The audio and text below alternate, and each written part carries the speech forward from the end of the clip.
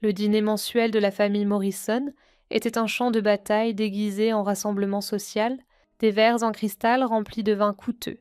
Des tenues de créateurs et de l'argenterie parfaitement polies ne parvenaient pas à dissimuler la tension sous-jacente, et moi, Samantha Bennett. J'étais toujours leur cible préférée. Alors, Samantha. La voix de tante Margaret dégoulinait d'une fausse sollicitude tandis qu'elle découpait délicatement son filet mignon. Tu travailles toujours dans cette... Comment appelles-tu ça? Société de ressources humaines. Je pris une lente gorgée d'eau, laissant la fraîcheur me calmer. Si seulement il savait que ma société de ressources humaines était en réalité Bennett Consulting Group, l'une des plus grandes firmes de restructuration d'entreprises du pays, la même firme qui venait d'acquérir le contrôle majoritaire de Morrison Technologies, la précieuse entreprise de ma famille. Quelque chose comme ça, répondis-je calmement, en observant ma cousine Victoria qui se pavanait dans son nouveau tailleur Chanel. Elle venait d'être promue vice-présidente senior des opérations chez Morrison Technologies, un poste que lui avait offert mon oncle James, le PDG, ressources humaines. Renifla Victoria en ajustant son collier de perles. Honnêtement, Samantha, avec ton éducation, tu aurais pu faire tellement mieux. Même un poste d'entrée de gamme chez Morrison paierait plus. Je pensais au bureau d'angle que je venais de finir de décorer au dernier étage du bâtiment le plus cher de la ville, juste en face du siège de Morrison Technologies, le même bâtiment où, demain matin, j'annoncerai des licenciements massifs et une restructuration dans leur entreprise. Je suis à l'aise là où je suis, dis-je en coupant un petit morceau de steak. Ma mère, toujours pressée de changer de sujet quand il s'agissait de ma carrière décevante, intervint. Tout le monde a-t-il entendu parler de la nouvelle initiative de Victoria chez Morrison? Elle optimise les opérations, économisant des millions à l'entreprise, si par optimiser, elle entendait couler la division la plus rentable de l'entreprise. Alors oui, Victoria faisait un travail fantastique. Mes analystes avaient passé des mois à documenter sa mauvaise gestion, construisant le dossier pour la restructuration de demain. C'est notre Victoria, rayonna tante Margaret. Une véritable histoire de succès Morrison. Contrairement à certaines personnes qui n'ont jamais été à la hauteur de leur potentiel, la pique m'était directement destinée. J'entendais des variantes de cela depuis toute ma vie. Quand j'avais refusé un poste garanti chez Morrison Technologies pour lancer ma propre entreprise, quand je travaillais 18 heures par jour pour bâtir ma firme à partir de zéro, quand je refusais de revenir en rampant après ma première année difficile. En parlant de succès, oncle James posa son verre de vin. Nous annonçons une expansion majeure le trimestre prochain. Morrison Technologies est sur le point de devenir la plus grande entreprise technologique de la région. Je réprimai un sourire. Il n'y aurait pas d'expansion. D'ici demain à 7 heures. Oncle James ne serait même plus PDG. La réunion du conseil était déjà prévue pour 9 heures précises. C'est merveilleux. James, dit mon père. Toujours le frère cadet soutenant. J'ai toujours dit que tu avais la touche en or. La touche en or d'oncle James avait en réalité conduit l'entreprise au bord de l'effondrement, par des investissements risqués et des pratiques de recrutement népotistes. La promotion de Victoria n'était que le dernier exemple, mais ils étaient tous trop occupés à se taper dans le dos pour remarquer le désastre imminent. Tu sais, Samantha, Victoria se pencha en avant, son sourire tranchant comme un couteau. Si tu demandais gentiment, je pourrais peut-être te trouver un poste dans mon département? Quelque chose d'entrée de gamme? Bien sûr. Tu devrais gravir les échelons comme tout le monde. Tout le monde. Bien sûr. Comme Victoria avait gravi les échelons de junior analyste à vice-présidente senior en seulement 2 ans, en contournant des dizaines de candidats plus qualifiés. Merci. Mais je suis heureuse de ma position actuelle. Heureuse, tante Margaret Ricana. Ma chère, se contenter de la médiocrité n'est pas une raison d'être heureuse. Quel gaspillage de potentiel. Juste à ce moment. Mon téléphone vibra, l'identifiant appelant indiquait Émilie Martinez, ma directrice des opérations. Je faillis refuser l'appel, mais quelque chose me fit hésiter. Émilie savait pour le dîner familial. Elle n'appellerait pas à moins que ce ne soit important. Excusez-moi, dis-je en me levant. Je dois prendre cet appel. Vraiment? Samantha, soupira ma mère. Des appels professionnels pendant le dîner. Je m'éloignai de la table, mais restai à portée de voix. Après tout, je voulais qu'ils entendent ça. Oui, Emily, mademoiselle Bennett. Je suis désolée d'interrompre votre dîner, mais nous avons besoin de votre approbation finale pour la restructuration de Morrison Technologies. Devons-nous procéder au licenciement comme prévu? Je me tournai légèrement, m'assurant que ma voix porte. Tu es sur haut-parleur? Emily, Répète, s'il te plaît. La salle à manger devint silencieuse tandis que la voix claire d'Emily emplissait l'air. Les licenciements de la famille Morrison. Madame, nous avons les papiers de licenciement prêts pour James Morrison, Victoria Morrison et toute l'équipe de direction actuelle. Le conseil a déjà approuvé la restructuration. Nous n'avons besoin que de votre feu vert en tant que PDG. Je vis le sang se retirer du visage de Victoria. La fourchette d'oncle James tinta contre son assiette. Le verre de vin de tante Margaret s'immobilisa à mi-chemin de ses lèvres. « Oui » dis-je clairement. « Procédez comme prévu. Et Émilie, assurez-vous que l'équipe de sécurité est prête demain matin. Je veux que les transitions se passent sans accroc. » Je terminai l'appel et me tournai vers la table, absorbant leurs expressions choquées, avec une satisfaction calme. Des années de mépris, de moquerie et de condescendance avaient mené à ce moment. « Toi » Oncle James peinait à former des mots. « Qu'est-ce que c'est que ça ?» Je souris, me rasseyant et reprenant ma fourchette. Bennett Consulting Group a acquis l'intérêt majoritaire dans Morrison Technologies il y a 3 mois, via une série de sociétés écrans. Nous avons passé ce temps à documenter la mauvaise gestion de l'entreprise, particulièrement dans la division de Victoria. « C'est impossible », murmura Victoria. Sa composure parfaite se fissurant, Bennett Consulting Group vaut des milliards. Three, 62 milliards d'euros, pour être exact, répondis-je en prenant une autre bouchée de steak, bien que je suppose que ce ne soit rien comparé à un poste d'entrée de gamme chez Morrison Technologies. N'est-ce pas ? Ma mère avait pâli. Samantha. Qu'as-tu fait ? Qu'ai-je fait ? Je posai ma fourchette. J'ai bâti une entreprise plus grande et plus réussie que Morrison Technologies ne pourrait jamais espérer l'être. Je l'ai fait sans népotisme, sans connexion familiale et sans votre approbation. Tu ne peux pas faire ça. La voix d'oncle James tremblait de rage. Je suis le PD. En fait, Uncle James, à partir de 9h demain. Tu ne l'es plus. Le conseil a voté la semaine dernière. Ils ont été très impressionnés par notre documentation de tes pratiques commerciales douteuses. Victoria se leva si vite que sa chaise bascula en arrière. C'est une blague ? Ça doit être une blague. Voudrais-tu voir les documents ? Je tendis la main vers mon sac. J'ai des copies de tout. Les documents d'acquisition, le vote du conseil. Et bien sûr, tes papiers de licenciement. Je pensais que ce serait gentil de vous donner un aperçu. Vu à quel point les Morrison prétendent être orientés famille, tante Margaret retrouva sa voix, bien qu'elle tremblât. Samantha. Ma chère, nous pouvons sûrement en discuter. Nous sommes une famille... Famille. Je ris doucement. Étais-je de la famille quand vous m'appeliez une ratée ? Quand vous vous moquiez de mes choix de carrière ? Quand vous avez passé des années à dire à tout le monde quelle déception j'étais ? Je me levai, lissant ma robe Armani, qui coûtait plus cher que toute la garde-robe de Victoria. Le temps pour la discussion était il y a des années. Maintenant, ce n'est que du business. Je vous suggère à tous de profiter de votre dernière nuit en tant que dirigeant de Morrison Technologies. Demain va être assez mouvementé. Le reste du dîner vira au chaos. Victoria sortit en trombe, manquant de trébucher sur ses loups-boutins dans sa hâte d'appeler son avocat. Oncle James tenta des menaces, son visage virant à un violet alarmant, tandis qu'il réalisait à quel point je l'avais surpassé.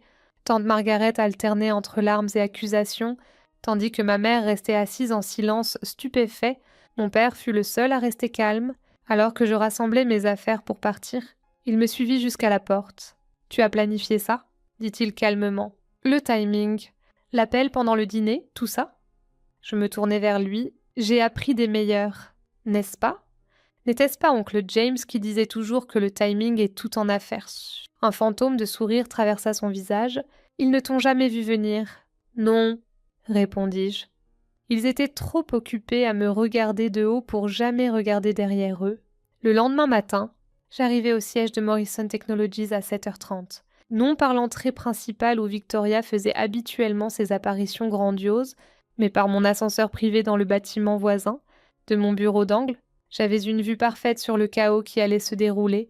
Mademoiselle Bennett, Émilie m'accueillit, tablette en main.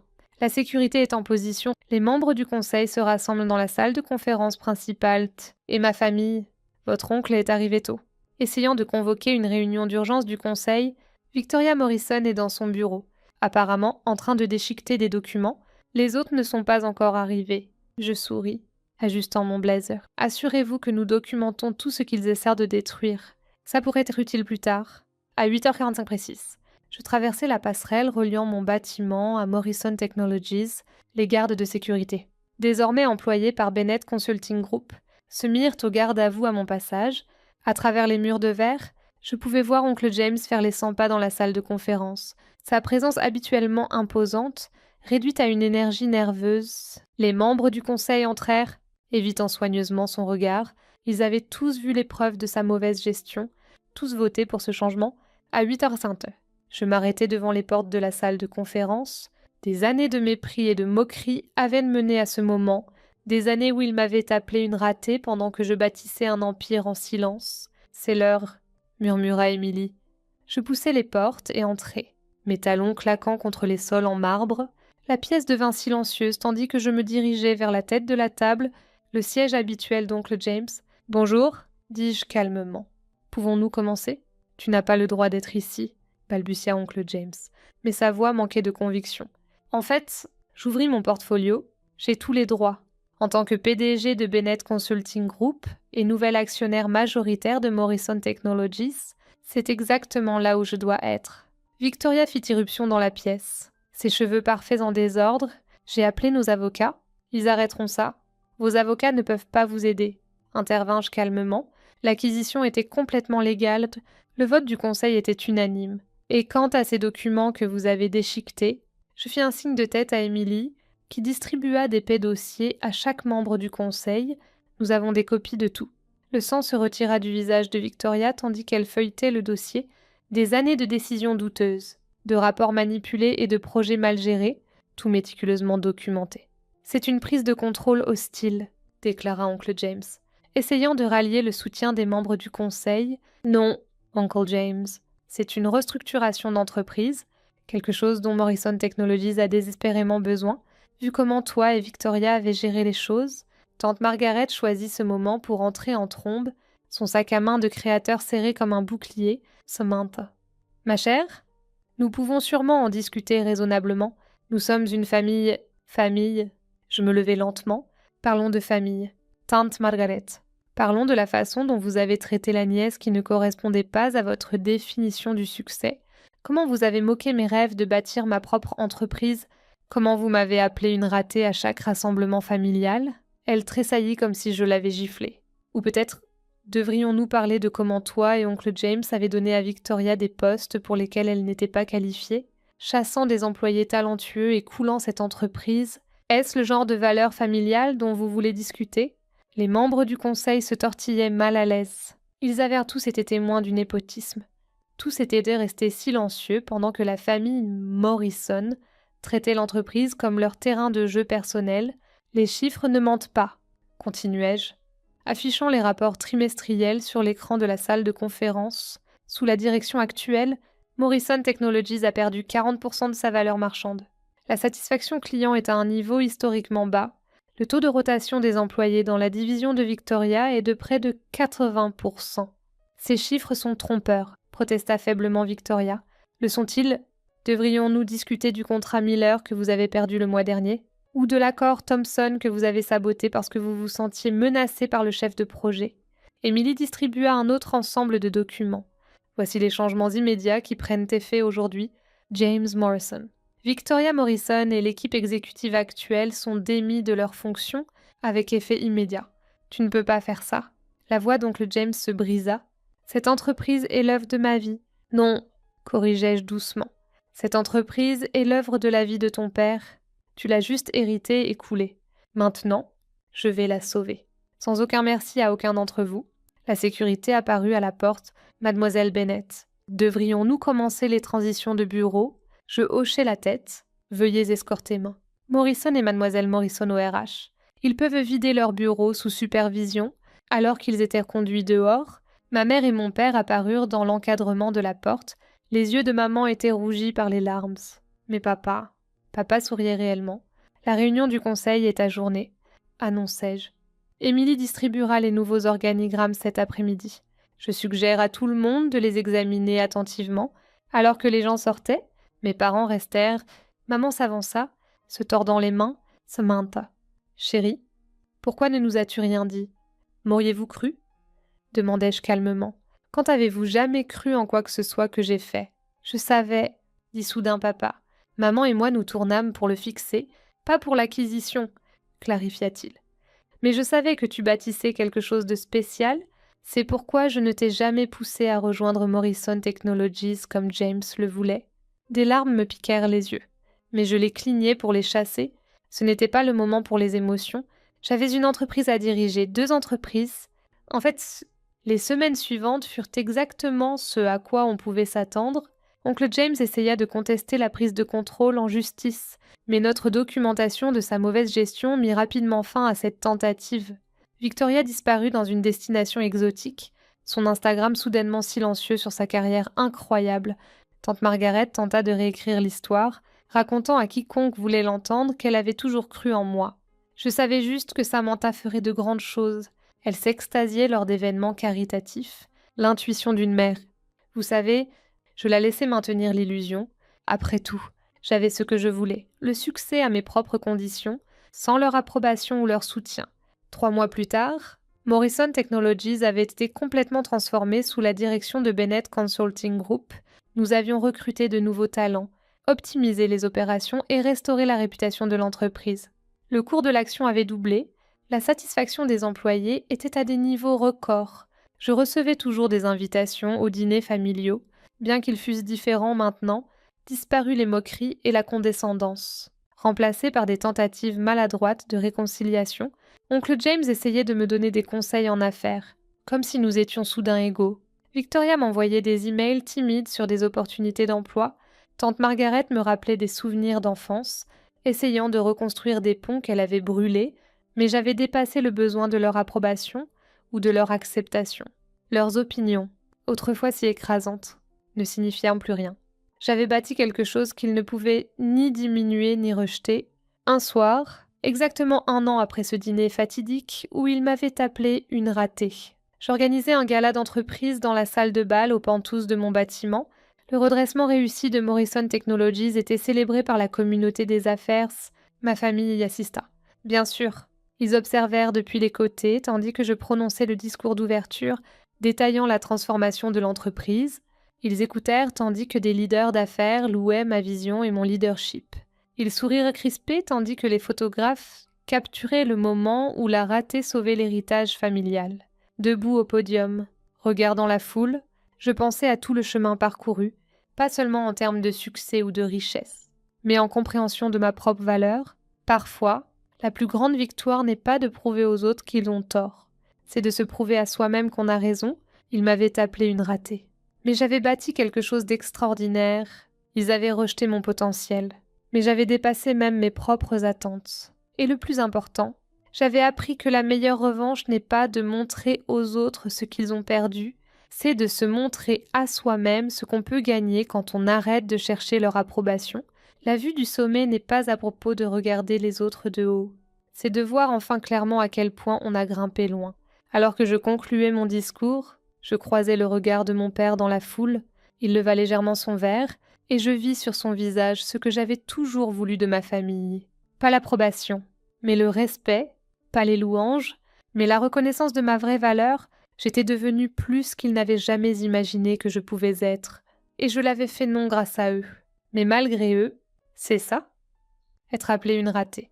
Parfois, ça vous donne exactement la motivation dont vous avez besoin pour réussir au-delà des rêves les plus fous de quiconque.